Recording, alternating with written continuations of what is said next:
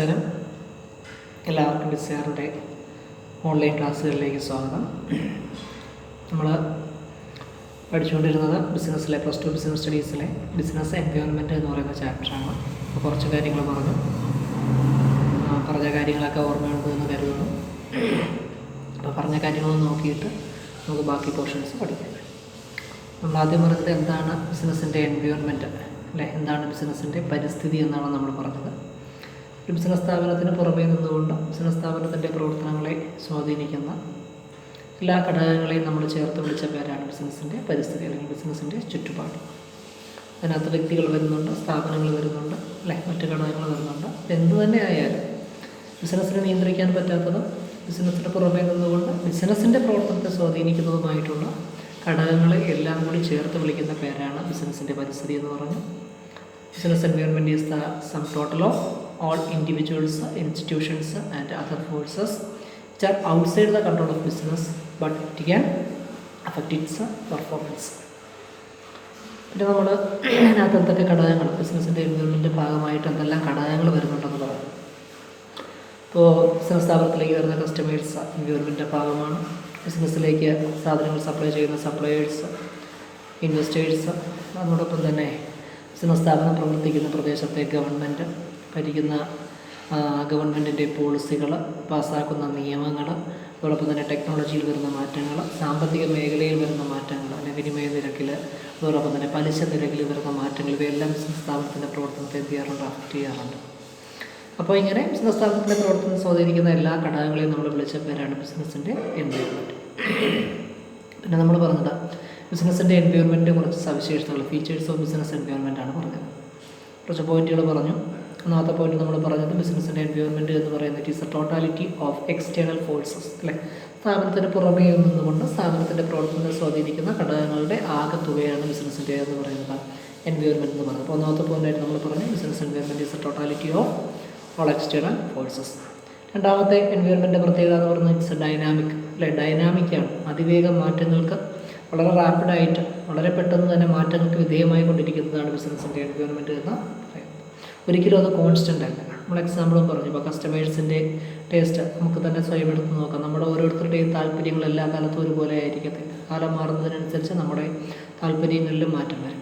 അതുപോലെ തന്നെ ഗവൺമെൻറ് എടുക്കുന്ന തീരുമാനങ്ങൾ, പാസ്സാക്കുന്ന നിയമങ്ങൾ, ഇവയൊക്കെ എല്ലാ കാലത്തും ഒരുപോലെ ആയിരിക്കത്തില്ല. അതിനകത്ത് മാറ്റങ്ങൾ, ഭേദഗതികൾ വന്നുകൊണ്ടേയിരിക്കും, അല്ലേ? അപ്പോൾ ബിസിനസ്സിൻ്റെ എൻവയോൺമെൻറ്റ് എന്ന് പറയുന്നത് ഒരിക്കലും കോൺസ്റ്റൻ്റ് അല്ല, അത് റാപ്പിഡായിട്ട് ചേഞ്ച് ആയിക്കൊണ്ടിരിക്കുന്നതാണ്. അതുകൊണ്ട് പറയുന്നത് ബിസിനസ്സിൻ്റെ എൻവയോൺമെൻറ്റ് എന്ന് പറയുന്നത് ഡൈനാമിക്കാണ്. പിന്നെ നമ്മൾ പറഞ്ഞത് ബിസിനസ്സിൻ്റെ എൻവയോൺമെൻറ്റ് മറ്റു പ്രത്യേകത ഇത് അൺസർട്ടൺ ആണ്, അനിശ്ചിതത്വമുള്ളതാണ്. നാളെ എൻവയോൺമെൻറ്റിൽ എന്ത് മാറ്റം ഉണ്ടാകുമെന്ന് ആർക്കും കൃത്യമായിട്ട് മുൻകൂട്ടി എന്ത് ചെയ്യാൻ പറ്റത്തില്ല, പ്രെഡിക്റ്റ് ചെയ്യാൻ പറ്റത്തില്ല, പ്രവചിക്കാൻ പറ്റത്തില്ല, അല്ലേ? കസ്റ്റമേഴ്സിന് ഒരു മാസം കഴിയുമ്പോൾ കസ്റ്റമേഴ്സ് ഏത് തരത്തിലുള്ള വസ്തുക്കളാണ് വാങ്ങുന്നത്, അല്ലേ? അത് നമുക്ക് കൃത്യമായിട്ട് എന്ത് ചെയ്യാൻ പറ്റത്തില്ല, മുൻകൂട്ടി പറയാൻ പറ്റത്തില്ല. ഗവൺമെൻറ്റിൻ്റെ പോളിസികൾ എന്തായിരിക്കും നമുക്ക് 100% കൃത്യമായിട്ട് മുൻകൂട്ടി പറയാൻ പറ്റത്തില്ല. അപ്പോൾ ഇതെന്ന് പറയുന്നത് അൺസർട്ടൺ ആണ്, അനിശ്ചിതത്വമുള്ളതാണ്. ഫ്യൂച്ചറിൽ എന്ത് സംഭവിക്കുമെന്ന് മുൻകൂട്ടി നമുക്ക് എന്ത് ചെയ്യാൻ പറ്റത്തില്ല, പ്രെഡിക്റ്റ് ചെയ്യാൻ പറ്റത്തില്ല. അപ്പോൾ എൻവയോൺമെൻറ്റിൻ്റെ അടുത്ത പ്രത്യേകത ഇറ്റ് ഈസ് അൺസർട്ടൺ. പിന്നെ നമ്മൾ പറഞ്ഞത് it involve specific and general forces. ബിസിനസ്സിൻ്റെ എൻവയോൺമെൻറ്റൽ ഫാക്ടേഴ്സിൽ സ്പെസിഫിക് ഫാക്ടേഴ്സും ഉണ്ട്, അതോടൊപ്പം തന്നെ ജനറൽ ഫാക്ടേഴ്സും ഉണ്ട്. അപ്പോൾ സ്പെസിഫിക്കും ജനറലുമായിട്ടുള്ള ഫാക്ടേഴ്സ് തമ്മിലുള്ള വ്യത്യാസം അറിയാം. അപ്പോൾ നമ്മൾ പറഞ്ഞ ഫാക്ടേഴ്സ്, ഒരുപാട് ഫാക്ടേഴ്സ് നമ്മൾ പറഞ്ഞ എൻവയോൺമെൻറ്റ് ഭാഗമായിട്ട് വരുന്ന ഒരുപാട് factors, customers, suppliers, investors, political parties, government, അതോടൊപ്പം തന്നെ നമ്മുടെ നിയമ സംവിധാനം, ലോ, പിന്നെ ടെക്നോളജിയിൽ വരുന്ന മാറ്റങ്ങൾ, എക്കോണമിക് ചേഞ്ചസ്, ഒരുപാട് ഫാക്ടേഴ്സ് ഉണ്ട്. ഈ ഫാക്ടേഴ്സിനെ നമുക്ക് രണ്ടായിട്ട് സ്പ്ലിറ്റ് ചെയ്യാം. സ്ഥാപനത്തിൻ്റെ പ്രവർത്തനത്തെ ഡയറക്റ്റായിട്ട് നേരിട്ട് സ്വാധീനിക്കുന്ന ഘടകങ്ങളും ഇൻഡയറക്റ്റായിട്ട് സ്വാധീനിക്കുന്ന ഘടകങ്ങളും, അല്ലേ? ഇപ്പം നമ്മൾ കസ്റ്റമേഴ്സ്, സപ്ലയേഴ്സ്, ഇൻവെസ്റ്റേഴ്സ് ഒക്കെ എടുത്തു കഴിഞ്ഞാൽ ഇവരൊക്കെ സ്ഥാപനവുമായി ഡയറക്റ്റ് കോൺടാക്റ്റ് ഉള്ളവരും സ്ഥാപനത്തിൻ്റെ പ്രവർത്തനത്തെ നേരിട്ട് സ്വാധീനിക്കുന്നവരുമാണ്. എന്നാൽ നമ്മളെടുക്കുന്ന ഗവൺമെൻറ് അല്ലെങ്കിൽ നമ്മുടെ നിയമങ്ങൾ, അല്ലേ, ടെക്നോളജിയിൽ വരുന്ന മാറ്റങ്ങൾ, ഇതൊന്നും സ്ഥാപനവുമായിട്ട് നേരിട്ട് ബന്ധമില്ലാത്തതാണ്. അപ്പോൾ ഇവയൊക്കെ നമുക്ക് ഇൻഡയറക്റ്റായിട്ട് സ്ഥാപനത്തിൻ്റെ പ്രവർത്തനത്തെ സ്വാധീനിക്കുന്ന ഘടകങ്ങളാണ്. അപ്പോൾ സ്ഥാപനത്തിൻ്റെ പ്രവർത്തനവുമായി ഡയറക്റ്റ് കോൺടാക്റ്റുള്ള ഘടകങ്ങളെല്ലാം നമ്മൾ സ്പെസിഫിക് ഫാക്ടേഴ്സ് എന്നും സ്ഥാപനത്തിൻ്റെ പ്രവർത്തനവുമായി ഇൻഡയറക്റ്റായിട്ട് റിലേഷനുള്ള ഘടകങ്ങളെല്ലാം നമ്മൾ വിളിക്കുന്ന പേരാണ് ജനറൽ ഫോഴ്സസ്. ബിസിനസ്സിൻ്റെ എൻവയോൺമെൻറ്റ് എടുത്തു കഴിഞ്ഞാൽ അതിനകത്ത് സ്പെസിഫിക് ഫാക്ടേഴ്സും ഉണ്ട്, അതോടൊപ്പം തന്നെ ജനറൽ ഫാക്ടേഴ്സും ഉണ്ട്. അപ്പോൾ business environment involve specific and general factors. മറ്റൊരു കാര്യം നമ്മൾ പറഞ്ഞ റിലേറ്റിവിറ്റി, അല്ലെ, ഒരു കൺസെപ്റ്റാണ് റിലേറ്റിവിറ്റി. നമ്മൾ പറഞ്ഞു ലോകത്തിൻ്റെ ഏത് ഭാഗത്തുള്ള ബിസിനസ് സ്ഥാപനങ്ങൾ എടുത്തു കഴിഞ്ഞാലും, അല്ലെങ്കിൽ ഇപ്പോൾ ഇന്ത്യക്കകത്ത് തന്നെ ഏത് സംസ്ഥാനത്ത് പ്രവർത്തിക്കുന്ന ബിസിനസ് സ്ഥാപനങ്ങൾ എടുത്തു കഴിഞ്ഞാലും ഈ സ്ഥാപനങ്ങൾക്കെല്ലാം തന്നെ അവരുടേതായിട്ടുള്ള എൻവയോൺമെൻറ്റ് ഉണ്ട് അല്ലേ. കേരളം എടുത്തു കഴിഞ്ഞാലും തമിഴ്നാട് എടുത്തു കഴിഞ്ഞാലും കർണാടക എടുത്തു കഴിഞ്ഞാലും ഇവിടെയുള്ള അല്ലെങ്കിൽ ഈ സംസ്ഥാനങ്ങളിലെല്ലാം പ്രവർത്തിക്കുന്ന ബിസിനസ് സ്ഥാപനങ്ങൾക്ക് അവരുടേതായിട്ടുള്ള എൻവയോൺമെൻറ്റ് ഉണ്ട്. ആ എൻവയോൺമെൻറ്റിനെല്ലാം കോമൺ ആയിട്ട് വരുന്നൊരു ഫാക്ടറാണ് ഗവൺമെൻറ്. എല്ലാ സംസ്ഥാനത്തും ഗവൺമെൻറ് ഉണ്ട്. ഗവൺമെൻറ് അതാത് സംസ്ഥാനങ്ങളിലെ ബിസിനസ് സ്ഥാപനങ്ങളുടെ പ്രവർത്തനത്തെ എന്ത് ചെയ്യാറുണ്ട്, സ്വാധീനിക്കാറുണ്ട്. പക്ഷേ ഈ 3 സംസ്ഥാനത്തെയും ഗവൺമെൻറ് ഒരിക്കലും എടുക്കുന്ന തീരുമാനങ്ങൾ ഒരുപോലെ ആയിരിക്കത്തില്ല അല്ലേ. ഓരോ സംസ്ഥാനങ്ങൾ മാറുന്നതിനനുസരിച്ച് ഗവൺമെൻറ്റിൽ മാറ്റം വരുന്നുണ്ട്. ആ ഓരോ ഗവൺമെൻറ്റും എടുക്കുന്നത് ഓരോ തരത്തിലുള്ള തീരുമാനങ്ങളായിരിക്കും. രാജ്യങ്ങൾ എടുത്തു കഴിഞ്ഞാൽ അതുപോലെ തന്നെയാണ്. ഏത് രാജ്യം എടുത്തു കഴിഞ്ഞാലും അവിടെയെല്ലാം ബിസിനസ് സ്ഥാപനങ്ങളുണ്ട്. ആ സ്ഥാപനങ്ങളെ നിയന്ത്രിക്കാനായിട്ട് അവിടെ ഒരു ഭരണകൂടം ഉണ്ടായിരിക്കും. പക്ഷേ എല്ലാ ഭരണകൂടവും എടുക്കുന്ന തീരുമാനങ്ങൾ ഒരുപോലെയല്ല. ഓരോ രാജ്യത്തെയും ഭരണകൂടങ്ങൾ എടുക്കുന്ന തീരുമാനങ്ങൾ ഒരുപോലെയാണ്. ഓരോ രാജ്യത്തെയും കസ്റ്റമേഴ്സിൻ്റെ താല്പര്യങ്ങൾ ഒരുപോലെയാണ്. ഒരുപോലെ അല്ല, വ്യത്യസ്തമാണ്. ഓരോ രാജ്യത്തെയും നിയമ സംവിധാനങ്ങൾ എന്തല്ല, ഒരുപോലെ അല്ല.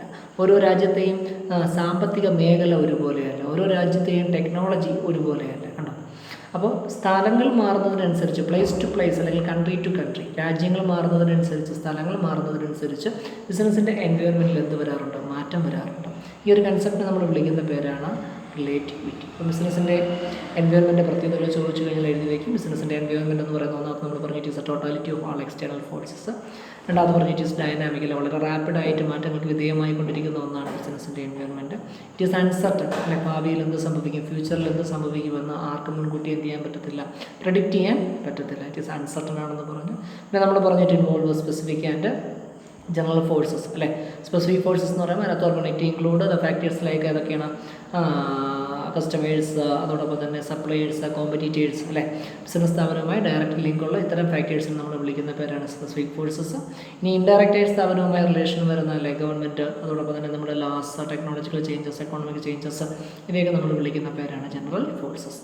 പിന്നെ നമ്മൾ പറഞ്ഞതാണ് റിലേറ്റിവിറ്റി. അവിടെ ഓർമ്മിക്കേണ്ട കാര്യം, ബിസിനസ് സ്ഥാപനം പ്രവർത്തിക്കുന്ന പ്രദേശങ്ങൾ മാറുന്നതിനനുസരിച്ച് ബിസിനസ് സ്ഥാപനത്തിൻ്റെ എൻവയോൺമെൻറ്റിൽ എന്ത് വരുന്നു, മാറ്റം ഉണ്ടാകും.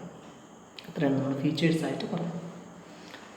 ദെൻ അടുത്ത ഭാഗത്തേക്ക് പോവുകയാണെങ്കിൽ നമ്മൾ അറിയേണ്ടത്, ഒരു ബിസിനസ് സ്ഥാപനം, ഒരു ചെറിയ സ്ഥാപനം ആയിക്കോട്ടെ വലിയ സ്ഥാപനം ആയിക്കോട്ടെ, അവർ അവരുടെ എൻവയോൺമെൻറ്റിനെ പറ്റി അറിയണം അല്ലെങ്കിൽ പഠിച്ചിരിക്കണം. ഓരോ ബിസിനസ് സ്ഥാപനവും അവരുടെ എൻവയോൺമെൻറ്റിൽ വരുന്ന മാറ്റങ്ങളെപ്പറ്റി കൃത്യമായി ബോധവാന്മാരായിരിക്കും. അങ്ങനെ ബോധവാന്മാരാകുന്നത് കൊണ്ട് സ്ഥാപനത്തിന് എന്തെങ്കിലും നേട്ടങ്ങളുണ്ടോ എന്നാണ് നമുക്കിനി നോക്കേണ്ടത്. അപ്പോൾ ഓരോ ബിസിനസ് സ്ഥാപനവും, ചെറിയ സ്ഥാപനങ്ങളായാലും വലിയ സ്ഥാപനങ്ങളായാലും, കൃത്യമായി അവരുടെ എൻവയോൺമെൻറ്റിനെ പറ്റി ഒരു പഠനം നടത്തിയിരിക്കും. ആ പഠനത്തെ നമ്മൾ വിളിക്കുന്ന പേര് എൻവയോൺമെൻറ്റൽ സ്കാനിങ് എന്നാണ് വിളിക്കുന്നത്. ഒരു ബിസിനസ് സ്ഥാപനം അവരുടെ എൻവയോൺമെൻറ്റിനെ പറ്റി പഠിക്കുന്നതിനെ വിളിക്കുന്ന പേരാണ് എൻവയോൺമെൻറ്റൽ സ്കാനിങ്. സ്കാൻ ചെയ്യുക അല്ലേ, വിശദമായിട്ട് അഗാധമായിട്ട് പഠിക്കാൻ വിളിക്കുന്ന പേരാണ് എൻവയോൺമെൻറ്റ് സ്കാൻ. അതുകൊണ്ട് സ്ഥാപനത്തിന് എന്തെല്ലാം ഗുണങ്ങളുണ്ട് എന്നാണ് നമുക്കിനി നോക്കേണ്ടത്. വലിയ വലിയ ബിസിനസ് സ്ഥാപനങ്ങളൊക്കെ ആകുമ്പോൾ അതിന് ഇവർക്ക് പ്രത്യേക ഏജൻസികളെ വെച്ച് അവർ പഠനം നടത്തുന്നു. നമുക്കറിയാം, വലിയ ജ്വല്ലറി ഷോപ്പുകളും വലിയ ടെക്സ്റ്റൈൽ ഷോപ്പുകളും ഒക്കെ ഏതെങ്കിലും ഒരു പ്രദേശത്ത് അവരുടെ ടെക്സ്റ്റൈൽ ഷോപ്പ് അല്ലെങ്കിൽ ജ്വല്ലറി ഷോപ്പുകൾ തുറക്കുന്നതിന് മുമ്പ് ആ പ്രദേശത്തെ പറ്റി, അവിടുത്തെ ആൾക്കാരെ പറ്റി, അവിടുത്തെ ഭരണ സംവിധാനത്തെ പറ്റിയും അവിടുത്തെ പൊളിറ്റിക്കൽ പാർട്ടീസിനെയൊക്കെ പറ്റി എന്ത് ചെയ്യാറുണ്ട്, ഒരു പഠനം നടത്താറുണ്ട് അല്ലേ. ഇപ്പം ജ്വല്ലറികളൊക്കെ ആണെങ്കിൽ അവർ തുടങ്ങുന്നതിന് മുമ്പ് അവിടെയുള്ള ആൾക്കാരുടെ സാമ്പത്തിക നിലവാരം എങ്ങനെയാണ് അല്ലേ, സ്വർണ്ണമൊക്കെ മേടിക്കാൻ സമ്പത്തുള്ളവരാണോ അവിടെയുള്ള ആൾക്കാർ അല്ലേ, അവരുടെ ലിറ്ററസി റേറ്റ് എങ്ങനെയാണ്, അവരുടെ ലൈഫ് സ്റ്റൈൽ, അവർ സ്വർണ്ണമൊക്കെ ധാരാളമായിട്ട് ഉപയോഗിക്കുന്ന ആൾക്കാരാണോ, അപ്പോൾ അവരുടെ ലൈഫ് സ്റ്റൈൽ എങ്ങനെയാണ്, അതോടൊപ്പം തന്നെ അവിടുത്തെ ഗവൺമെൻറ് വ്യവസായങ്ങൾക്ക് അനുകൂലമായിട്ടുള്ള തീരുമാനങ്ങളൊക്കെ എടുക്കുന്ന ഒരു ഗവൺമെൻറ് സംവിധാനമാണോ അവിടെ ഉള്ളത്, തുടങ്ങിയ കാര്യങ്ങളെല്ലാം പഠിച്ചതിന് ശേഷമാണ് അവരെന്ത് ചെയ്യുന്ന സ്ഥാപനങ്ങൾ തുടങ്ങുന്നത്. എങ്കിൽ മാത്രമേ ആ സ്ഥാപനം വിജയിക്കത്തുള്ളൂ. അനുകൂലമായിട്ടുള്ള സാഹചര്യങ്ങളുണ്ടെങ്കിൽ മാത്രമേ എന്ത് ചെയ്യാവൂ, സ്ഥാപനം തുടങ്ങാവൂ. അല്ലാതെ തുടങ്ങുന്ന പലപ്പോഴും നമുക്കറിയാം, നമ്മുടെ ചുറ്റുപാടുമൊക്കെ പലതരം ഷോപ്പുകൾ, ടെക്സ്റ്റൈൽ ഷോപ്പുകൾ തന്നെ എടുത്താൽ മതി, കൂണുകൾ പോലെ വരാറുണ്ട്. പക്ഷേ വരുന്നതിൽ ഭൂരിഭാഗവും കുറച്ച് നാൾ കഴിയുമ്പോൾ എന്ത് ചെയ്യും, അടച്ചു പൂട്ടുകയാണ് ചെയ്യുന്നത്. അതായത് ആ പ്രവർത്തിക്കുന്ന ചുറ്റുപാടിൻ്റെ സവിശേഷതകൾ മനസ്സിലാക്കാതെ തുടങ്ങുന്ന സ്ഥാപനങ്ങളാണ് എന്ത് ചെയ്യുന്നത്, അടച്ച് പൂട്ടുന്നത്. അപ്പോൾ ബിസിനസ്സിൻ്റെ എൻവയോൺമെൻറ്റിനെ പറ്റി പഠിക്കുന്നത് കൊണ്ട് സ്ഥാപനത്തിലുള്ള നേട്ടങ്ങൾ എന്തൊക്കെയാണ് ഇതാണ് ഇനി നമുക്ക് നോക്കേണ്ടത്. ആദ്യം അറിയേണ്ടത്, ബിസിനസ് അതിൻ്റെ എൻവയോൺമെൻറ്റിനെ പറ്റി പഠിക്കുന്നതിനെ വിളിക്കുന്ന പേരാണ് environmental scanning. The study of environment, അത്രമാത്രം പറഞ്ഞാൽ study of environment is called environmental scanning. ഇനി അങ്ങനെ എൻവയോൺമെൻറ്റൽ സ്കാനിങ് കൊണ്ട് സ്ഥാപനത്തിലുള്ള ഗുണങ്ങൾ എന്തൊക്കെയാണ്, അതാണ് നമ്മൾ നോക്കാൻ പോകുന്നത്. അതിൽ ഒന്നാമത്തെ പോയിന്റ് പറയുന്നത്, environmental scanning help to identify the opportunities.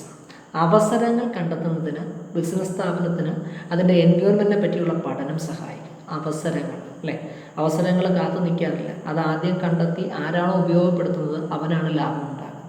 ഒരു എക്സാമ്പിൾ പറഞ്ഞുതരാം. നമുക്കറിയാം, നമ്മൾ കെട്ടിട നിർമ്മാണത്തിന് കൺസ്ട്രക്ഷൻ മേഖലയിൽ ഏറ്റവും കൂടുതലായിട്ട് ഉപയോഗിക്കുന്ന ഒരു സാധനമാണ് മണൽ, സാൻഡ്. പണ്ടൊക്കെ നദികളിൽ നിന്നായിരുന്നു ധാരാളമായിട്ട് ഈ മണൽ വാരിക്കൊണ്ടിരുന്നത് അല്ലേ. പക്ഷേ എന്താണ്, അധികമായിട്ടുള്ള മണൽ വാരൽ കാരണം നദികളൊക്കെ നാശത്തിൻ്റെ വക്കിലായപ്പോൾ ഗവൺമെൻറ് അതിന് നിയന്ത്രണങ്ങൾ ഏർപ്പെടുത്തി. അപ്പോൾ നദിയിൽ നിന്നുള്ള മണൽ ലഭ്യത കുറഞ്ഞു. അപ്പോൾ മണൽ കിട്ടാതായപ്പോൾ സ്വാഭാവികമായിട്ട് നിർമ്മാണ പ്രവർത്തനങ്ങളെല്ലാം എന്ത് ചെയ്യേണ്ടി വന്നു, നിർത്തിവെക്കേണ്ടി വന്നു. ഈ സമയത്താണ് പോപ്സൺ എന്ന് പറയുന്നൊരു കമ്പനി സാൻഡ് എന്നൊരു പ്രോഡക്റ്റുമായിട്ട് നിന്ന്.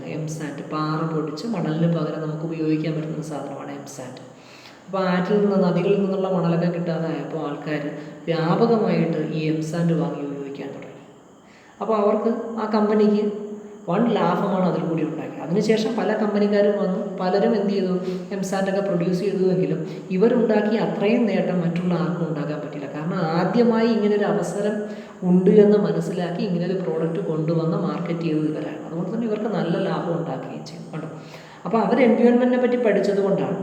ഇപ്പോൾ ഗവൺമെൻറ്, നമുക്കറിയാം, കൺസ്ട്രക്ഷൻ മേഖലയിൽ ഏറ്റവും പ്രധാനപ്പെട്ട ഒരു പ്രോഡക്റ്റാണ് മണലെന്ന് പറയുന്നത്. അതിൽ നിന്നാണ് മണൽ വാരുന്നത്. അപ്പോൾ ഗവൺമെൻറ് അതിനെതിരെ മണൽ വാരൽ നിരോധിക്കാനുള്ള സാധ്യതയുണ്ട് എന്നവർ മനസ്സിലാക്കി. ആ ഒരു സാധ്യത മുന്നിൽ കണ്ടുകൊണ്ടാണ് അവർ ഇങ്ങനൊരു പ്രോഡക്റ്റ് എന്ത് ചെയ്യുന്നത്, മാർക്കറ്റിലേക്ക് എത്തിച്ചത്. അപ്പോൾ അതവർക്ക് വൺ നേട്ടമായി എന്ത് ചെയ്തു മാറുകയും ചെയ്തു. അപ്പോൾ ഇതാണ് എൻവയോൺമെൻറ്റിനെ പറ്റി പഠിക്കുന്നത് കൊണ്ടുള്ള ഒന്നാമത്തെ ഗുണം. ഇനിയും ഗുണങ്ങളുണ്ട്. ഇപ്പോൾ നമുക്കറിയാം, പ്ലാസ്റ്റിക് എന്ന് പറയുന്നൊരു ഉൽപ്പന്നം, അല്ലെങ്കിൽ 30 മൈക്രോൺ താഴെയുള്ള പ്ലാസ്റ്റിക്കുകൾ എന്ത് ചെയ്തു, നിരോധിച്ചു. അപ്പോൾ ആ സമയത്ത് തുണി കൊണ്ടുണ്ടാക്കുന്ന സാധനങ്ങളുടെ വിൽപ്പന എന്ത് ചെയ്തു, സഞ്ചികളുടെ വിൽപ്പന ഒരുപാട് കൂടി. ഈ അവസരം മുതലെടുത്തവരുണ്ട്. മുൻകൂട്ടി കണ്ട് പ്ലാസ്റ്റിക് നിരോധിക്കാൻ പോകുന്നതെന്ന് മുൻകൂട്ടി മനസ്സിലാക്കി തുണിസഞ്ചികളും അതോടൊപ്പം തന്നെ മറ്റ് പ്ലാസ്റ്റിക് അല്ലാതെയുള്ള വസ്തുക്കളൊക്കെ ഉപയോഗിച്ചുകൊണ്ട്, നാരുകളൊക്കെ ഉപയോഗിച്ചുകൊണ്ടുള്ള സഞ്ചികളുണ്ടാക്കി അത് മാർക്കറ്റിൽ കൊണ്ടുവയ്ക്കുന്നവരുണ്ട്. അപ്പോൾ പ്ലാസ്റ്റിക് നിരോധിച്ചപ്പോൾ സ്വാഭാവികമായിട്ട് ഈ സഞ്ചികളുടെ എന്ത് ചെയ്തു, കച്ചവടം കൂടി. അപ്പോൾ മുൻകൂട്ടി കണ്ടുകൊണ്ട് ആ സഞ്ചികൾ ഉണ്ടാക്കി മാർക്കറ്റിൽ എത്തിച്ചവർക്ക് കൂടുതലായിട്ട് എന്ത് ചെയ്തു, കച്ചവടം നടന്നു. പിന്നീട് പ്ലാസ്റ്റിക്കൊക്കെ നിരോധിച്ച് പ്ലാസ്റ്റിക് കിട്ടാതായപ്പോഴത്തേക്ക് പിന്നെ സഞ്ചിയൊക്കെ ഉണ്ടായിക്കൊണ്ട് വന്നവർക്ക് വളരെ കുറച്ച് വിൽപ്പന എന്ത് ചെയ്തിട്ടുള്ളൂ, നടന്നിട്ടുണ്ട്. അപ്പോൾ ഇതാണ് പറയുന്നത്, എൻവയോൺമെൻറ്റിനെ പറ്റി പഠിക്കുന്നത് കൊണ്ടുള്ള ഒന്നാമത്തെ ഗുണം. അവസരങ്ങൾ മുൻകൂട്ടി മനസ്സിലാക്കി അത് മുതലെടുക്കുവാൻ ബിസിനസ് സ്ഥാപനങ്ങളെ സഹായിക്കുന്നു. ഏത് സഹായിക്കുന്നു, എൻവയോൺമെൻറ്റിനെ പറ്റിയുള്ള പഠനം. ഓക്കെ. ഇപ്പോൾ അതുപോലെ തന്നെ ഏറ്റവും നല്ലൊരു എക്സാമ്പിൾ ഇപ്പോൾ നമുക്കുണ്ട് മാസ്കുകളുടെ കാര്യത്തിൽ. ഇപ്പോൾ കൊറോണയൊക്കെ വന്നപ്പോഴത്തേക്ക് ഗവൺമെൻറ് മാസ്ക് നിർബന്ധമാക്കി. അപ്പോൾ ആദ്യ സമയത്തൊക്കെ മാസ്ക് കിട്ടാൻ വലിയ ബുദ്ധിമുട്ടായിരുന്നു. അപ്പോൾ ചില കമ്പനിക്കാർ ഈ ഒരു അവസരം മുൻകൂട്ടി മനസ്സിലാക്കി ധാരാളം മാസ്കുകൾ ഉണ്ടാക്കി, ഇത് തുണി കൊണ്ടുള്ള മാസ്കുകളൊക്കെ ഉണ്ടാക്കി കടകളിൽ കൊണ്ട് വിൽപ്പനയ്ക്ക് വെച്ചു. അപ്പോൾ അതൊക്കെ കൊണ്ട് വയ്ക്കുന്ന സമയത്ത് തന്നെ വിറ്റഴിഞ്ഞ് പോവുകയാണ്. അപ്പോൾ അങ്ങനെ ചെയ്തവർക്ക് ഒരുപാട് എന്ത് കിട്ടി, ലാഭം കിട്ടി. അതിനുശേഷം പിന്നെ പലരും മാസ്ക് നിർമ്മാണമൊക്കെ തുടങ്ങിയെങ്കിലും ആദ്യം ആ മാസ്ക് ഉൽപ്പാദിപ്പിച്ച് വിറ്റഴിച്ച് അവർക്ക് കിട്ടിയ അത്രയും ലാഭം ബാക്കിയുള്ളവർക്ക് എന്ത് ചെയ്തിട്ടില്ല, കിട്ടിയിട്ടില്ല. കണ്ടോ. അപ്പോൾ അവസരങ്ങൾ മുൻകൂട്ടി മനസ്സിലാക്കി അത് പ്രയോജനപ്പെടുത്തുന്നതിന് ഏത് സഹായിക്കുന്നു, ബിസിനസ്സിൻ്റെ എൻവയോൺമെൻറ്റിനെ പറ്റിയുള്ള പഠനം സഹായിക്കുന്നു. സിമ്പിളായിട്ട് മനസ്സിലാക്കി വെച്ചിരുന്നാൽ മതി. അപ്പോൾ എൻവയോൺമെൻറ്റിനെ പറ്റിയുള്ള പഠനം കൊണ്ട്, എൻവയോൺമെൻറ്റൽ സ്കാനിങ് കൊണ്ട് ഒന്നാമത്തെ പ്രയോജനം, it help to identify the opportunities. രണ്ടാമത്തെ ഗുണമെന്ന് പറയുന്നത്, ഓപ്പർച്യൂണിറ്റീസ് ഉപയോഗപ്പെടുത്താൻ പറ്റുന്നത് പോലെ തന്നെ it help to find the threats. Threats means അപകടങ്ങൾ, നഷ്ടമുണ്ടാകാനുള്ള സാധ്യത. നമുക്ക് റിസ്ക് എന്ന് പറയുന്നത് പോസിബിലിറ്റി ഓഫ് ഒക്കറിങ് ലോസ്, അതിനാണ് നമ്മൾ റിസ്ക് എന്ന് വിളിക്കുന്നത് അല്ലേ. അല്ലെങ്കിൽ ത്രെഡ്സ്, അപകടം എന്ന് പറയും. ബിസിനസ് സ്ഥാപനത്തിന് ലാഭമുണ്ടാകുന്നത് പോലെ ഏതും ഉണ്ടാകാം, നഷ്ടവും ഉണ്ടാകാം. സ്ഥാപനത്തിൻ്റെ ചെറിയ ചെറിയ അശ്രദ്ധകൾ കൊണ്ടൊക്കെ ബിസിനസ് സ്ഥാപനത്തിന് എന്ത് പറ്റും, നഷ്ടമുണ്ടാകാനുള്ള സാധ്യതയുണ്ട്. അപ്പോൾ കൃത്യമായി എൻവയോൺമെൻറ്റിനെ പറ്റി പഠിക്കുന്ന ഒരു സ്ഥാപനമാണ് എങ്കിൽ സ്ഥാപനത്തിന് ഉണ്ടാകാൻ പോകുന്ന ത്രെഡ്സുകൾ, അപകടങ്ങൾ, അല്ലെങ്കിൽ സ്ഥാപനത്തിന് ഉണ്ടാകാൻ പോകുന്ന നഷ്ടത്തെപ്പറ്റി മുൻകൂട്ടി എന്ത് ചെയ്യാൻ പറ്റും, മാനേജേഴ്സിന് മനസ്സിലാക്കാൻ പറ്റും അല്ലേ. അപ്പോൾ ഉദാഹരണത്തിന് നമുക്കറിയാമുള്ള ഈ പ്ലാസ്റ്റിക്കിൻ്റെ കാര്യം തന്നെ നമ്മളെടുത്ത്, പ്ലാസ്റ്റിക് ഉൽപ്പാദിപ്പിച്ച് വിതരണം ചെയ്യുന്ന ഒരുപാട് സ്ഥാപനങ്ങളുണ്ട്. അപ്പോൾ ഗവൺമെൻറ് ഇങ്ങനൊരു നിയമം, പ്ലാസ്റ്റിക് നിരോധിക്കും, അല്ലെങ്കിൽ 30 മൈക്രോൺ താഴെയുള്ള പ്ലാസ്റ്റിക്കുകൾ ഗവൺമെൻറ് നിരോധിക്കും എന്ന് മുൻകൂട്ടി മനസ്സിലാക്കാൻ കഴിഞ്ഞ കമ്പനികളാണ് എങ്കിൽ, ഗവൺമെൻറ് കുറേ നാളായിട്ട് അതിനെപ്പറ്റിയുള്ള ചർച്ചകളൊക്കെ നടത്തി വരികയാണ്. അപ്പോൾ ആ ചർച്ചകളെല്ലാം കൃത്യമായി വീക്ഷിക്കുന്ന ഒരു സ്ഥാപനമാണ് എങ്കിൽ അവർക്ക് എന്ത് ചെയ്യാം, അവർക്ക് സ്വയം ബോധ്യപ്പെടും. ഉടനെ തന്നെ ഗവൺമെൻറ് എന്ത് ചെയ്യും, 30 മൈക്രോൺ താഴെയുള്ള പ്ലാസ്റ്റിക്കുകൾ നിരോധിക്കും. അപ്പോൾ ഇനിയും നമ്മൾ ഈ 30 മൈക്രോൺ താഴെയുള്ള പ്ലാസ്റ്റിക് അവർ ഉൽപ്പാദിപ്പിച്ച് വെച്ച് കഴിഞ്ഞാൽ നമുക്കത് വിറ്റഴിക്കാൻ പറ്റത്തില്ല, നമുക്ക് നഷ്ടമുണ്ടാകും എന്ന് മനസ്സിലാക്കിയ സ്ഥാപനങ്ങളുണ്ട്. അവരെന്ത് ചെയ്തു, മുൻകൂട്ടി തന്നെ ഈ 30 മൈക്രോൺ താഴെയുള്ള പ്ലാസ്റ്റിക് കവറുകളുടെ ഉൽപ്പാദനം നിർത്തിയിട്ട് പകരം മറ്റ് ഏതെങ്കിലുമൊക്കെ തുണിസഞ്ചി അതുപോലുള്ള പ്രോഡക്റ്റുകൾ എന്ത് ചെയ്യാൻ തുടങ്ങി, പ്രൊഡ്യൂസ് ചെയ്യാൻ തുടങ്ങി. അപ്പോൾ ഇവർക്കൊന്നും വലിയ നഷ്ടമുണ്ടായിട്ടില്ല. പക്ഷേ ഇതിനെപ്പറ്റി ഒന്നും അറിയാതെ ഇങ്ങനെ കണ്ടിന്യൂസ് ആയിട്ട് പ്രൊഡക്ഷൻ നടത്തിക്കൊണ്ടിരുന്ന ആൾക്കാർക്കെല്ലാം ഒരു സുപ്രഭാതത്തിൽ ഗവൺമെൻറ് പറഞ്ഞപ്പോൾ എന്ത് ചെയ്തു, അവരുടെ പ്രൊഡക്ഷൻ നിർത്തിവെക്കേണ്ടി വന്നു. അതുവരെ പ്രൊഡ്യൂസ് ചെയ്യുന്ന കവറുകളൊന്നും അവർക്ക് എന്ത് ചെയ്യാൻ പറ്റാതെ, വിറ്റഴിക്കാൻ പറ്റാതെ വന്നു. അപ്പോൾ അവർക്ക് എന്തുണ്ടായി, നഷ്ടം കൂടുതലായിട്ടുണ്ടായി. അപ്പോൾ കൃത്യമായി ബിസിനസ്സിൻ്റെ എൻവയോൺമെൻറ്റിനെ പറ്റി പഠിച്ചു കഴിഞ്ഞാൽ ഭാവിയിൽ ഉണ്ടാകാൻ പോകുന്ന അപകടങ്ങളെ പറ്റി മാനേജേഴ്സിന് എന്ത് ചെയ്യാൻ പറ്റും, മുൻകൂട്ടി മനസ്സിലാക്കാനും ആ അപകടങ്ങൾ മൂലം അല്ലെങ്കിൽ ആ നഷ്ടസാധ്യത പരമാവധി സ്ഥാപനത്തിന് എന്ത് ചെയ്യാനും പറ്റും, കുറയ്ക്കുവാനും പറ്റും. അപ്പോൾ എൻവയോൺമെൻറ്റൽ സ്കാനിങ് കൊണ്ടുള്ള അടുത്ത ഗുണം എന്ന് പറയുന്നത് ഇതാണ്, to help to identify the threats earlier, അല്ലെങ്കിൽ to identify the threats on time, കൃത്യസമയത്ത് അപകടങ്ങൾ മുൻകൂട്ടി മനസ്സിലാക്കി ആ അപകടം മൂലം ഉണ്ടാകുന്ന നഷ്ടസാധ്യത കുറയ്ക്കാൻ ഏത് സഹായിക്കുന്നു, എൻവയോൺമെൻറ്റൽ സ്കാനിങ് സഹായിക്കുന്നു. അടുത്ത ഗുണമെന്ന് പറയുന്നത്, environmental scanning help to tap or collect useful resources. ഏതൊരു ബിസിനസ് സ്ഥാപനത്തിൻ്റെയും പ്രവർത്തനത്തിന് അസംസ്കൃത വസ്തുക്കൾ ആവശ്യമാണ്, അല്ലേ? അസംസ്കൃത വസ്തുക്കൾ എപ്പോഴെങ്കിലും കിട്ടിയിട്ട് കാര്യമില്ല. ആവശ്യമായ സമയത്ത് നമുക്ക് എന്ത് ചെയ്യണം, അസംസ്കൃത വസ്തുക്കൾ കിട്ടണം. ഇപ്പോൾ നമുക്കറിയാം, കുട എന്ന് പറയുന്നൊരു പ്രോഡക്റ്റ് നമ്മുടെ എടുക്കുന്നു, കുട. ഈ കുട എന്ന് പറഞ്ഞാൽ എപ്പോഴും ഈ കുടയ്ക്ക് ഡിമാൻഡില്ല. നല്ല മഴയുള്ള സമയങ്ങളിൽ അല്ലെങ്കിൽ നല്ല ചൂടൊക്കെ ഉള്ള സമയത്താണ് കുടയ്ക്ക് ഏറ്റവും കൂടുതൽ ഡിമാൻഡ് ഉണ്ടാകുന്നത്. ആ സമയത്ത് നമ്മൾ മാക്സിമം കുട പ്രൊഡ്യൂസ് ചെയ്ത് എന്ത് ചെയ്യണം, സപ്ലൈ ചെയ്യണം. എങ്കിൽ മാത്രമേ സ്ഥാപനത്തിന് എന്ത് ചെയ്യത്തുള്ളൂ, ലാഭം കിട്ടത്തുള്ളൂ. അപ്പോൾ ഈ സമയത്ത് നമ്മുടെ കയ്യിൽ ആവശ്യത്തിന് പ്രോഡക്റ്റ് ഇല്ല. ഇപ്പം മഴയൊക്കെ തുടങ്ങുന്ന സമയത്ത്, ഇപ്പം ജൂൺ ജൂലൈ മാസങ്ങളിലൊക്കെ നല്ല മഴയാണ്, അല്ലേ? ഈ സമയത്താണ് ഏറ്റവും കൂടുതലായിട്ട് കുടകൾ വിറ്റഴിച്ച് പോകുന്നത്. അപ്പോൾ ഈ സമയത്ത് നമ്മുടെ കയ്യിൽ ഇഷ്ടം പോലെ സ്റ്റോക്ക് ഉണ്ടായിരിക്കണം, എങ്കിൽ മാത്രമേ ഡിമാൻഡിന് ആവശ്യം നമുക്ക് സപ്ലൈ ചെയ്യാൻ പറ്റത്തുള്ളൂ. അപ്പോൾ എന്നാൽ ചില കമ്പനികൾ ഇപ്പോൾ കൃത്യസമയത്ത് അവർ റോ മെറ്റീരിയൽസ് ഒന്നും മേടിച്ച് വെച്ചില്ല, അവർക്ക് പ്രൊഡക്ഷൻ നടത്താൻ പറ്റിയില്ല, അവരുടെ കയ്യിൽ സ്റ്റോക്കില്ല. സ്വാഭാവികമായിട്ട് അവരുടെ എന്ത് കുറയും, കച്ചവടം കുറയും. അപ്പോൾ ഡിമാൻഡ് ഉണ്ടാകുന്ന സമയത്ത് നമ്മൾ പ്രോഡക്റ്റ് സപ്ലൈ ചെയ്യണം. അങ്ങനെ സപ്ലൈ ചെയ്യണമെന്നുണ്ടെങ്കിൽ ആവശ്യത്തിന് പ്രൊഡക്ഷൻ നടക്കണം. ആവശ്യത്തിന് പ്രൊഡക്ഷൻ നടക്കണമെങ്കിൽ നമ്മുടെ കയ്യിൽ ആവശ്യത്തിന് എന്തുണ്ടായിരിക്കണം, റോ മെറ്റീരിയൽസ് ഉണ്ടായിരിക്കണം, അല്ലേ? അപ്പോൾ എപ്പോഴാണ് ഡിമാൻഡ് ഉണ്ടാകുന്നത് എന്ന് സ്ഥാപനങ്ങൾക്ക് മുൻകൂട്ടി എന്ത് ചെയ്യാൻ പറ്റണം, മനസ്സിലാക്കാൻ പറ്റണം. ഏത് സമയത്താണ് ഏറ്റവും കൂടുതൽ ഡിമാൻഡ് ഉണ്ടാകുന്നത്, എപ്പോഴാണ് ഏറ്റവും കൂടുതലായിട്ട് പ്രൊഡക്ഷൻ നടത്തേണ്ടത്. അപ്പോൾ ആ സമയത്ത് പ്രൊഡക്ഷൻ നടത്തുന്നതിന് വേണ്ടി മുൻകൂട്ടി നമ്മൾ എന്ത് ചെയ്യണം, റിസോഴ്സസ് കളക്ട് ചെയ്ത് വെച്ചിരിക്കണം. അപ്പോൾ എൻവയോൺമെൻറ്റിനെ പറ്റി കൃത്യമായി പഠിച്ചെങ്കിൽ മാത്രമേ നമുക്ക് എന്ത് ചെയ്യാൻ പറ്റും, മുൻകൂട്ടി മനസ്സിലാക്കാൻ പറ്റും എപ്പോഴാണ് നമ്മുടെ പ്രോഡക്റ്റിന് ഏറ്റവും കൂടുതൽ ഡിമാൻഡ് വരുന്നത്, എപ്പോഴാണ് നമ്മൾ പ്രൊഡക്ഷൻ കൂട്ടേണ്ടത്. അപ്പോൾ ആ സമയത്ത് കിടന്ന് ഓടിയിട്ട് കാര്യമില്ല, മുൻകൂട്ടി നമ്മൾ എന്ത് ചെയ്യണം, raw materials, quality raw materials നമ്മൾ എന്ത് ചെയ്യണം, കളക്ട് ചെയ്ത് വയ്ക്കണം. അപ്പോൾ എൻവയോൺമെൻറ്റിനെ പറ്റി കൃത്യമായി പഠിക്കുന്ന ഒരു സ്ഥാപനമാണ് എങ്കിൽ അവർക്ക് മനസ്സിലാക്കും അവരുടെ പ്രോഡക്റ്റിന് എപ്പോഴാണ് മാക്സിമം ഡിമാൻഡ് ഉണ്ടാകുന്നത്, എപ്പോഴാണ് പ്രൊഡക്ഷൻ കൂട്ടേണ്ടത്. അതിനനുസരിച്ച് അവർ മുൻകൂട്ടി എന്ത് ചെയ്യും, റോ മെറ്റീരിയൽസ് കളക്ട് ചെയ്ത് വയ്ക്കും. അപ്പോൾ ഇതാണ് അടുത്തൊരു നേട്ടം എന്ന് പറയുന്നത്, അല്ലേ?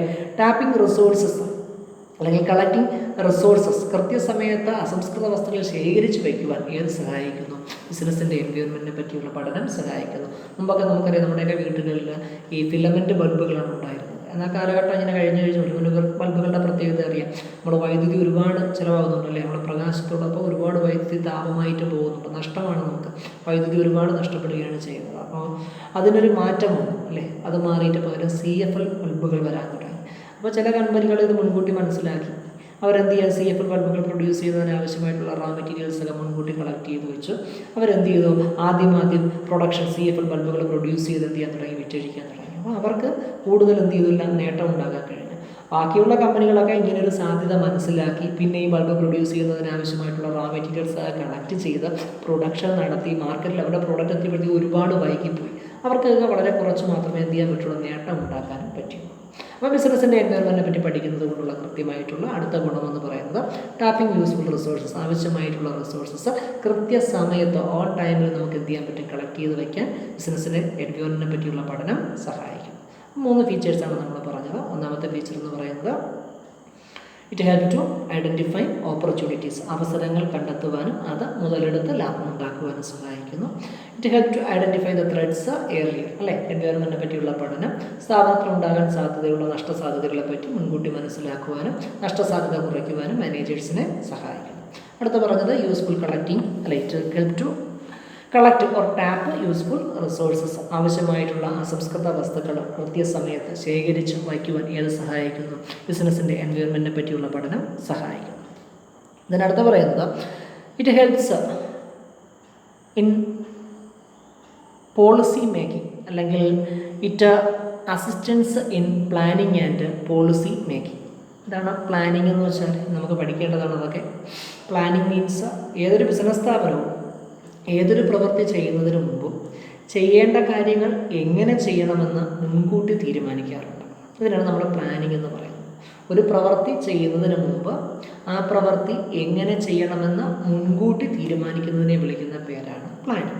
എല്ലാ ബിസിനസ് സ്ഥാപനങ്ങളിലും നടക്കുന്ന പ്രക്രിയയാണ്. വരാൻ പോകുന്ന ഒരു മാസം എത്ര യൂണിറ്റ് പ്രൊഡ്യൂസ് ചെയ്യണം, ആ യൂണിറ്റ് പ്രൊഡ്യൂസ് ചെയ്യുന്നതിന് വേണ്ടി പരമാവധി എത്ര രൂപ വരെ നമുക്ക് ചിലവാക്കാം, എത്ര ലേബേഴ്സിനെ അതിനു വേണ്ടി നമ്മൾ ഉപയോഗിക്കണം, പ്രൊഡ്യൂസ് ചെയ്ത പ്രോഡക്റ്റുകൾ എത്ര രൂപയ്ക്ക് വിൽക്കണം, ഏതെല്ലാം മാർക്കറ്റിംഗ് രീതിയിലാണ് നമ്മൾ വിൽക്കേണ്ടത് തുടങ്ങിയ കാര്യങ്ങളെല്ലാം തന്നെ ബിസിനസ് സ്ഥാപനങ്ങൾ മുൻകൂട്ടി എന്ത് ചെയ്യാറുണ്ട്, തീരുമാനിക്കാറുണ്ട്. ഇതിനാണ് നമ്മൾ എന്തെന്ന് വിളിക്കുന്നത്, പ്ലാനിങ് എന്ന് വിളിക്കുന്നത്. ഈ പ്ലാനിങ്ങിനെ നമ്മുടെ എൻവയോൺമെൻറ്റിനെ പറ്റിയുള്ള പഠനം എന്ത് ചെയ്യുന്നുണ്ട്, സഹായിക്കുന്നുണ്ട് അല്ലേ. ഒരു ബിസിനസ് സ്ഥാപനം അവരുടെ ചുറ്റുപാടുകളെ പറ്റി പഠിക്കുന്നു, കസ്റ്റമേഴ്സിനെ പറ്റി പഠിക്കുന്നു. ആ കസ്റ്റമേഴ്സിൻ്റെ സ്വഭാവത്തിനനുസരിച്ച് വേണം പ്രോഡക്റ്റുകൾ പ്രൊഡ്യൂസ് ചെയ്യേണ്ടത് അല്ലേ. അവിടെയുള്ള കസ്റ്റമേഴ്സൊക്കെ സാമ്പത്തികമായിട്ട് വരുമാനം കുറവുള്ള ആൾക്കാരാണ് ആ ബിസിനസ് സ്ഥാപനത്തിൻ്റെ ചുറ്റുപാടുള്ള കസ്റ്റമേഴ്സ് എങ്കിൽ അവർ വില കൂടിയ സാധനങ്ങൾ അല്ലെങ്കിൽ അവർ പ്രൊഡ്യൂസ് ചെയ്യുന്ന സാധനങ്ങൾ കൂടിയ വിലയ്ക്ക് വിൽക്കാൻ തീരുമാനിച്ചു കഴിഞ്ഞാൽ അത് സ്ഥാപനത്തിന് നഷ്ടമുണ്ടാകും. അവിടെ എപ്പോഴും അവർ ചെയ്യേണ്ടത് എന്ത് ചെയ്യുക, അവിടെയുള്ള കസ്റ്റമേഴ്സിന് താങ്ങാൻ പറ്റുന്ന വിലയാണ് എന്ത് ചെയ്യേണ്ടത്, ഫിക്സ് ചെയ്യേണ്ടത് അല്ലേ. അപ്പോൾ ചുറ്റുപാടുകളെ പറ്റി പഠിച്ചിട്ട് വേണം സ്ഥാപനം എന്ത് ചെയ്യേണ്ടത് എന്ന് തീരുമാനിക്കേണ്ടത്. ഇതാണ് അടുത്തൊരു ഗുണം. അപ്പോൾ എൻവയോൺമെൻറ്റിനെ പറ്റിയുള്ള പഠനം സ്ഥാപനത്തിനെ നല്ല പ്ലാനുകൾ അല്ലെങ്കിൽ നല്ല പോളിസികൾ തയ്യാറാക്കാൻ എന്ത് ചെയ്യുന്നു, സഹായിക്കുന്നു. അടുത്ത merit, environmental scanning help the business firms to prepare the proper plans അല്ലെ. കൃത്യമായിട്ടുള്ള പ്ലാനുകൾ തയ്യാറാക്കാൻ ആരെ സഹായിക്കുന്നു, ബിസിനസ് സ്ഥാപനങ്ങളെ എൻവയോൺമെൻറ്റിനെ പറ്റിയുള്ള പഠനം സഹായിക്കും. അപ്പോൾ അടുത്ത പോയിന്റ് ഇതിനടുത്ത് പറയുന്നു to help to improve the performance അല്ലേ. കോമൺ ആയിട്ട് നമുക്ക് പറയാവുന്നൊരു ഫാക്ടറാണ് ബിസിനസ് എൻവയോൺമെൻറ്റിനെ പറ്റിയുള്ള പഠനം, environmental scanning help to improve the performance of business അല്ലെ. കൃത്യമായിട്ട് ഒരു ബിസിനസ് സ്ഥാപനത്തിൻ്റെ എല്ലാ എൻവയോൺമെൻറ്റൽ ഫാക്ടേഴ്സിനെ പറ്റി നമ്മൾ പഠിക്കുന്നു. ആ പഠിച്ചതിൻ്റെ അടിസ്ഥാനത്തിൽ നമ്മൾ എന്ത് ചെയ്യുന്നു, കാര്യങ്ങൾ ചെയ്തു കഴിഞ്ഞാൽ സ്വാഭാവികമായിട്ട് ബിസിനസ് സ്ഥാപനത്തിൻ്റെ പ്രവർത്തനം എന്ത് ചെയ്യും, മെച്ചപ്പെടും അല്ലേ. അപ്പോൾ environmental scanning help to improve the overall performance of business firm. പ്രധാനപ്പെട്ട പോയിന്റുകൾ ഇത്രയും ഓർമ്മിച്ച് വെച്ചിരുന്നാൽ മതി. എൻവയോൺമെൻറ്റിനെ പറ്റി പഠിക്കുന്നത് കൊണ്ട് സ്ഥാപനത്തിലുള്ള ഗുണങ്ങൾ ചോദിച്ചു കഴിഞ്ഞാൽ കോമൺ ആയിട്ട് ഇത്രയും നമ്മൾ പറയും.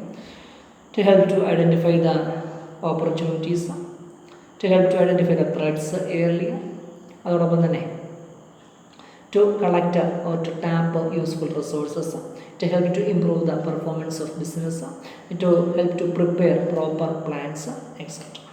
ഇത്രയാണ് ബിസിനസ് സ്ഥാപനത്തിൻ്റെ എൻവയോൺമെൻറ്റിനെ പറ്റിയുള്ള പഠനം സഹായിക്കുന്നത്. അപ്പോൾ എൻവയോൺമെൻറ്റിനെ പറ്റിയുള്ള സ്റ്റഡി എങ്ങനെയെല്ലാം സ്ഥാപനത്തിന് ബെനിഫിറ്റ് ആകുന്നുണ്ടെന്ന് ചോദിച്ചു കഴിഞ്ഞാൽ, എൻവയോൺമെൻറ്റൽ സ്കാനിങ്ങിൻ്റെ പ്രത്യേകതകൾ ചോദിച്ചു കഴിഞ്ഞാൽ ഇത്രയും പോയിന്റുകൾ എഴുതി വയ്ക്കും. ഇനി നമുക്ക് നോക്കേണ്ടത് ഫാക്ടേഴ്സ് ഓഫ് ബിസിനസ് എൻവയോൺമെൻറ്റ്. പ്രധാനപ്പെട്ട ക്വസ്റ്റ്യനാണ്. നേരത്തെ നമ്മൾ പറഞ്ഞതാണ് ബിസിനസ്സിൻ്റെ എൻവയോൺമെൻറ്റ് ഭാഗമായിട്ട് വരുന്ന ഘടകങ്ങൾ ഏതൊക്കെയാണ് അല്ലേ. Which are the factors of business environment. കുറേ ഫാക്ടേഴ്സ് നമ്മൾ പറഞ്ഞു. ഇനി ആ ഫാക്ടേഴ്സിന് ഓരോന്നിനും നമ്മൾ ഓരോ ഗ്രൂപ്പായിട്ട് മാറ്റി പഠിക്കാൻ പോകുന്നു. അപ്പോൾ ക്വസ്റ്റ്യൻ ഇതാണ്, വിച്ച് ആർ ദ ഫാക്ടേഴ്സ് അല്ലെങ്കിൽ ഡയമെൻഷൻസ് ഓഫ് ബിസിനസ് എൻവയോൺമെൻറ്റ്. അപ്പോൾ നമുക്ക് നോക്കാം ബിസിനസ്സിൻ്റെ എൻവയോൺമെൻറ്റിൻ്റെ ഭാഗമായിട്ട് എന്തെല്ലാം ഘടകങ്ങൾ വരുന്നുണ്ട്. നമ്മൾ പറഞ്ഞ ഘടകങ്ങൾ ഓരോന്നായിരുന്നു എടുത്ത് നോക്കുക. കസ്റ്റമേഴ്സ് വരുന്നുണ്ട് അല്ലെങ്കിൽ ബിസിനസ് സ്ഥാപനത്തിലേക്ക് വരുന്ന കസ്റ്റമേഴ്സിൻ്റെ ലൈഫ് സ്റ്റൈല്, അവരുടെ ലിറ്ററസി റേറ്റ്, അവരുടെ ഇൻകം അല്ലെ, അവരുടെ വരുമാനം തുടങ്ങിയ കാര്യങ്ങളെല്ലാം ബിസിനസ് സ്ഥാപനത്തിൻ്റെ പ്രവർത്തനത്തെ എന്ത് ചെയ്യുന്നുണ്ട്, സ്വാധീനിക്കുന്നുണ്ട്. പിന്നെ പറഞ്ഞു നമ്മൾ കോമ്പറ്റീറ്റേഴ്സ്, നമ്മുടെ സ്ഥാപനവുമായിട്ട് മത്സരത്തിൽ ഏർപ്പെടുന്ന മറ്റ് സ്ഥാപനങ്ങൾ അല്ലേ, അവരെടുക്കുന്ന തീരുമാനങ്ങൾ നമ്മുടെ സ്ഥാപനത്തിൻ്റെ പ്രവർത്തനത്തെ എന്ത് ചെയ്യാറുണ്ട്, സ്വാധീനിക്കാറുണ്ട്. പിന്നെ നമ്മൾ പറഞ്ഞത് ഗവൺമെൻറ്, ഭരിക്കുന്ന പാർട്ടികൾ, പൊളിറ്റീഷ്യൻസ്, അവരുടെ പോളിസികൾ തുടങ്ങിയവ ബിസിനസ് സ്ഥാപനത്തിൻ്റെ പ്രവർത്തനത്തെ അഫക്റ്റ് ചെയ്യുന്നുണ്ട്. പാർലമെൻറ്റിലും മറ്റും പാസ്സാക്കുന്ന നിയമങ്ങൾ സ്ഥാപനത്തിൻ്റെ പ്രവർത്തനത്തെ എന്ത് ചെയ്യുന്നുണ്ട്, ബാധിക്കുന്നുണ്ട്. ടെക്നോളജിയിൽ വരുന്ന മാറ്റങ്ങൾ സ്ഥാപനത്തിൻ്റെ പ്രവർത്തനത്തെ ബാധിക്കുന്നുണ്ട്.